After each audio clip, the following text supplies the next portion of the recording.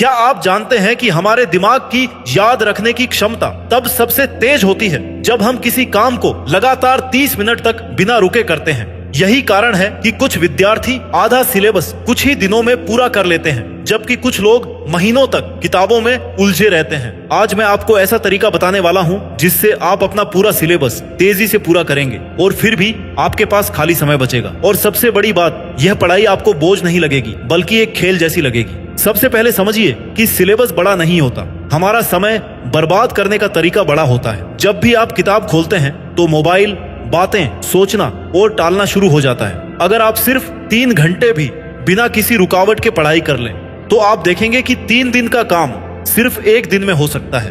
पहला कदम है समय बांटना। अगर आप अपने दिन को छोटे छोटे हिस्सों में बांटना सीख जाते हैं तो पढ़ाई कभी भारी नहीं लगेगी और सिलेबस आपकी उम्मीद से कहीं तेजी से खत्म होगा।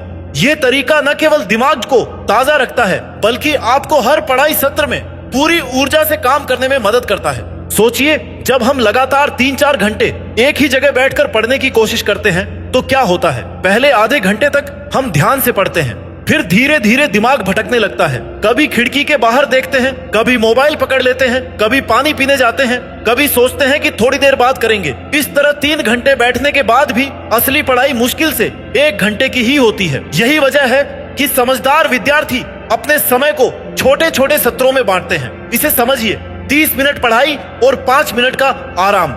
इस 30 मिनट में बस वही काम करें जो आपने ठाना है। अगर गणित का सवाल हल कर रहे हैं तो सिर्फ वही, अगर इतिहास का अध्याय पढ़ रहे हैं तो बस वही। ना इधर उधर देखना, ना मोबाइल उठाना, ना बातें करना। अब मान लीजिए आप सुबह 9 बजे से पढ़ना शुरू करते हैं। पहला सत्र 9 बजे से 9:30 तक, फिर 5 मिनट का छोटा सा ब्रेक में खिड़की के पास खड़े हो जाइए, पानी पी लीजिए, गहरी सांसें लीजिए, बस दिमाग को आराम दीजिए। फिर दूसरा सत्र शुरू कीजिए 9:35 से 10:05 तक, फिर 5 मिनट का ब्रेक। अगर आप इस तरीके से सिर्फ 4 सत्र करते हैं तो आपने 2 घंटे में पूरी ऊर्जा और फोकस के साथ 2 घंटे की शुद्ध पढ़ाई की। अब सोचिए, यही काम अगर आप लगातार 2 घंटे करते तो बीच में कितनी बार ध्यान भटकता। यही कारण है कि छोटे छोटे हिस्सों में समय बांटना आपकी पढ़ाई को तेज और असरदार बनाता है। इस तरीके को और आसान बनाने के लिए आप अपने पास एक टाइमर या अलार्म रख सकते हैं। टाइमर बजते ही पढ़ाई बंद कर दीजिए और ब्रेक लीजिए। ब्रेक पूरा होते ही तुरंत पढ़ाई शुरू कर दीजिए। कुछ ही दिनों में यह आदत बन जाएगी और आपका दिमाग खुद इस रिदम को पकड़ लेगा। एक छोटा उदाहरण समझिए। रवि और मोहित दोनों के पास गणित के 5 अध्याय पूरे करने हैं। रवि ने तय किया कि वह बिना उठे लगातार 3 घंटे पढ़ेगा। मोहित ने तय किया कि वह 30-30 मिनट के सत्र बनाएगा। 3 घंटे बाद रवि थका हुआ है, बोर हो चुका है और मुश्किल से 1.5 अध्याय खत्म कर पाया। मोहित ने 4 सत्र पूरे किए और बीच में ताजगी बनी रही। वह पूरे 2 अध्याय खत्म कर चुका है और अब भी उसके पास ऊर्जा है। समय बांटने का यह तरीका आपके दिमाग को तेज, फोकस्ड और ऊर्जावान रखता है। याद रखिए, स्मार्ट स्टूडेंट घंटों नहीं गिनते, सत्र गिनते हैं। अगर आपने एक दिन में 6 अच्छे सत्र पूरे कर लिए तो आपका सिलेबस तेजी से घटेगा और आपको खुद भरोसा नहीं होगा कि इतनी जल्दी इतना काम कैसे हो गया। दूसरा कदम है आसान और कठिन टॉपिक को अलग करना। पढ़ाई में सबसे बड़ी गलती जो अधिकतर विद्यार्थी करते हैं वह है हर विषय और हर अध्याय को एक ही नजर से देखना। सिलेबस उठाया और जो हाथ लगा वही पढ़ने बैठ गए।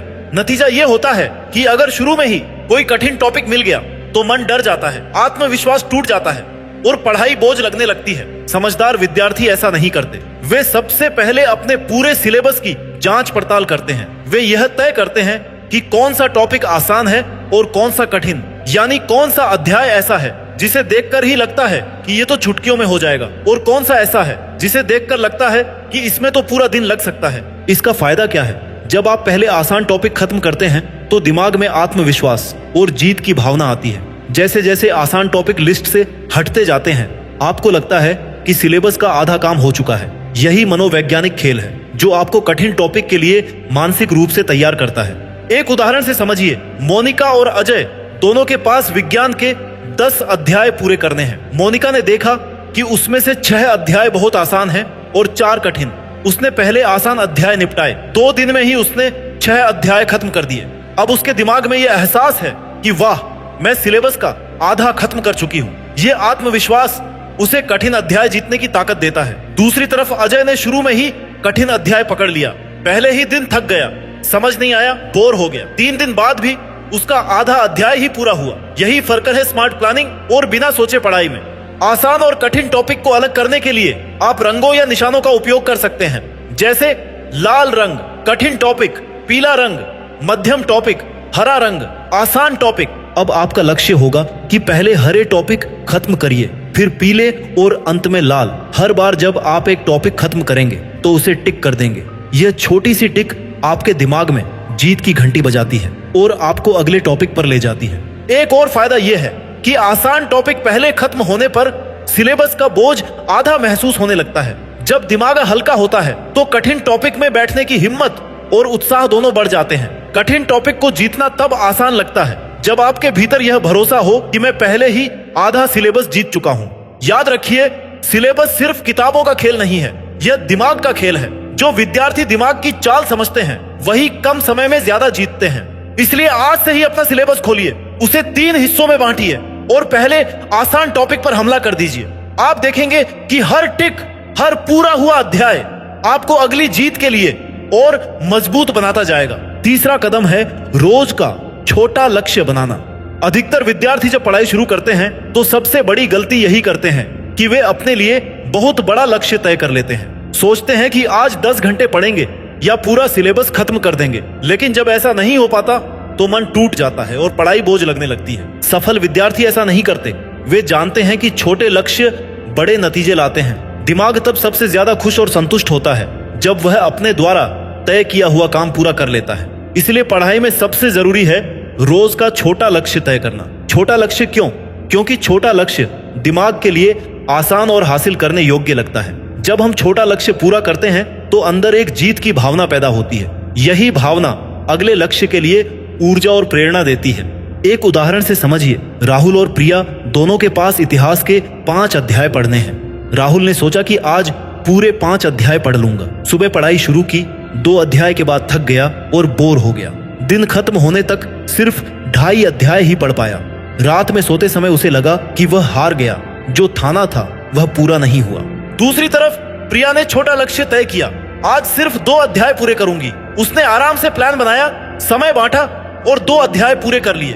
रात को सोते समय उसे लगा कि उसने जीत हासिल कर ली। अगले दिन वह और जोश के साथ तीसरा अध्याय उठाती है। यही फर्क है छोटे लक्ष्य और बड़े लक्ष्य में। छोटा लक्ष्य दिमाग को हर दिन जीत का स्वाद छकाता है। जब आप हर दिन जीतेंगे तो हफ्ते और महीने के स्तर पर आपका सिलेबस अपने आप खत्म हो जाएगा। छोटे लक्ष्य बनाने का सबसे आसान तरीका है सुबह उठते ही या रात को सोने से पहले अगले दिन के लिए काम की सूची बना लीजिए। जैसे गणित के 5 सवाल, विज्ञान का 1 अध्याय, हिंदी की कविता याद करना।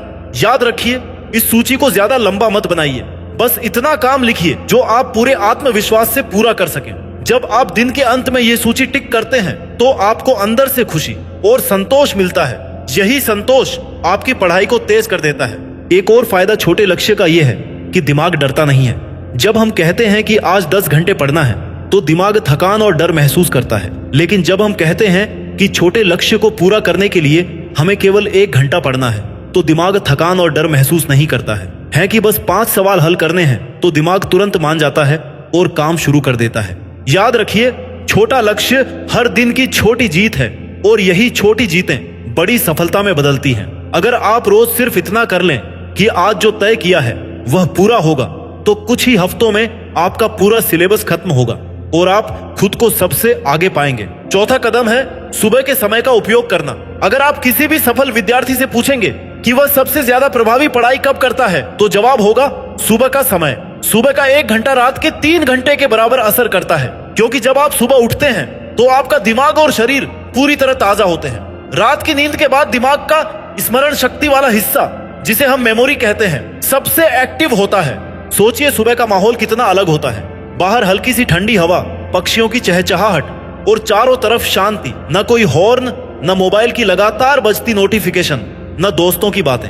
इस समय आपका मन खुद ब खुद पढ़ाई की ओर खींचता है। मान लीजिए आपने गणित का कोई कठिन अध्याय चुना है। अगर आप इसे रात को थके हुए दिमाग से पढ़ेंगे तो 1 घंटे में भी आधा ही समझ पाएंगे। लेकिन यही अध्याय अगर आप सुबह 5 या 6 बजे उठकर पढ़ते हैं तो आधे घंटे में ही दिमाग उसे पकड़ लेगा, क्योंकि सुबह का दिमाग खाली स्लेट की तरह होता है जिस पर हर जानकारी साफ साफ लिख जाती है। एक उदाहरण से समझिए, सोनिया और विक्रम दोनों एक ही परीक्षा की तैयारी कर रहे हैं। सोनिया रात को देर तक जागकर पढ़ाई करती है, जबकि विक्रम सुबह 4 बजे उठता है। सोनिया रात को 2 घंटे में एक अध्याय पूरा करती है और सुबह उठते ही भूल जाती है कि क्या पढ़ा था। विक्रम सुबह सिर्फ 1 घंटा पढ़ता है, वही अध्याय आधे समय में खत्म कर लेता है और याद भी रहता है। यही फर्क सुबह और रात के दिमाग में होता है। सुबह की पढ़ाई को असरदार बनाने के लिए 3 बातें याद रखें। पहली बात, नींद पूरी होनी चाहिए। अगर आप रात को बहुत देर तक मोबाइल चलाते रहे और फिर नींद अधूरी रह गई तो सुबह उठकर भी आपका दिमाग थका रहेगा।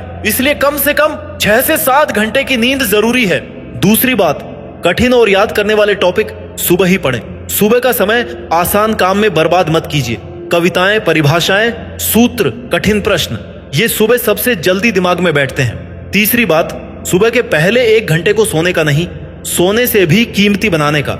यानी जैसे ही उठे सीधे पढ़ाई शुरू करें। पानी पिए, ताजगी महसूस करें और तुरंत किताब खोलें।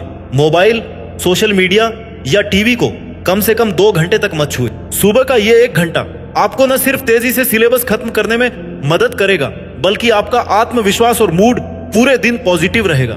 जब आप देखते हैं कि सूरज उगने से पहले आपने पढ़ाई में बढ़त बना ली है तो पूरा दिन जीत जैसा लगता है। याद रखिए, सुबह का समय सोने के लिए नहीं, आगे बढ़ने के लिए होता है।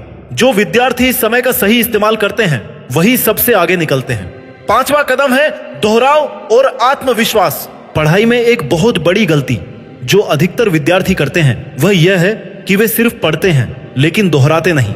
जब हम कोई भी टॉपिक सिर्फ एक बार पढ़ते हैं तो हमारा दिमाग उसका आधा हिस्सा ही लंबे समय तक याद रख पाता है। दोहराव यानी रिवीजन ही वह कुंजी है जो आपकी मेहनत को पक्का बनाती है।